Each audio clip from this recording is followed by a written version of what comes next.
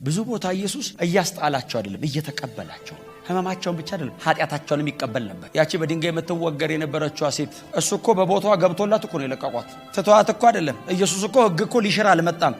ነቁጣው ሳይቀር ፈጸመዋለሁ ካል ነቁጣው ማለት ዶት ምን ማለት ነው?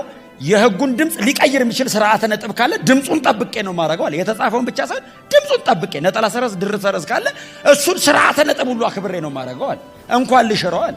ሙሴ በህጉ ሞት ፈርዶባታል ሲል እሞትላታለሁ እኮ ነው ያለው። አልሻሮም እኮ እኔ ያለው የምሞተው ታዲያ ታዋት እኮ ነው ያለው። ተቀብሎ ነው ፍርዱ።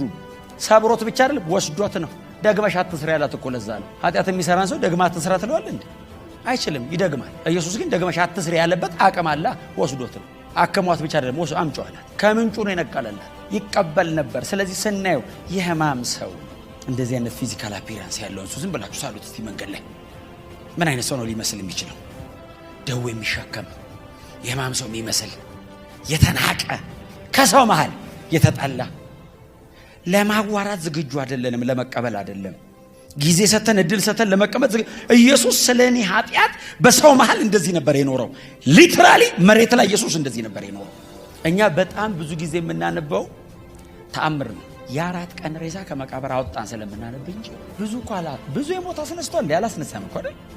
ብዙ ከሞታ 3 የሞታ ነው ባይዘ የተነሳው። በአጠቃላይ በ4 ወንጌላት ላይ 3 የሞታ ብቻ ነው በኢየሱስ አገልግሎት የተነሳው። 3 ዓመት ተኩል እኮ ነው ያገለገለው። ስናነብስ በየቀኑ የሞታ የሚያስነሳ ነው የሚመስለው። አላስነሳም።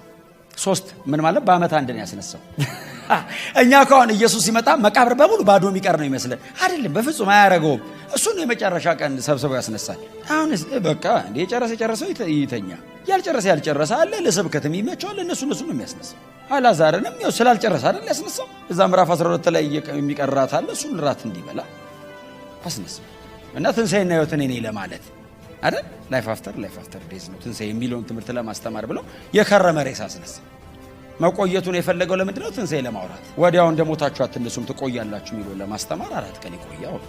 ደግሞ አንድ የሆነ ወጣት ልጅ ደግሞ አስነሳ አይደል? ለእናቱ አዝኖ ለማስነሳት አስቦ አይደለም እሱ ያስነሳ። አየና አዘነላት ነው የሚለው መጽሐፍ። ለእናቱ ብሎ ነው አዘነላት ይልና በቃ እስቲ ቆመዋል። ቢያንስ እኔ ዛሬ አጋጥሚያታለሁ አለ። እንደው ኢየሱስ ያጋጥማችሁ። በቃ ዛሬ አጋጥሚያታለሁ አለና ዛሬ ለምን እየሳቀች አትሄድም ብሎ ለእናቱ ብሎ እስቲ ቆመው እንዴ እንጂ እናትየው ባትኖር ይቀበር ነበር። ተአምርም ብዙ አላረገም። ያገኘውን ሁሉ አይነ ስውር ያበራ ነው ይመስላል። አይደለም፣ እነሱም 3 ነው ማን ያበራው። ሌላውስ ህይወቱን እስቲ አንብቡት። ወንጌላት ላይ የነበረበት መከራ ሊገሉት ፈለጉ የሚል እኮ ብዙ አለ። ሊገሉት ፈለጉ፣ ሊያጠፉት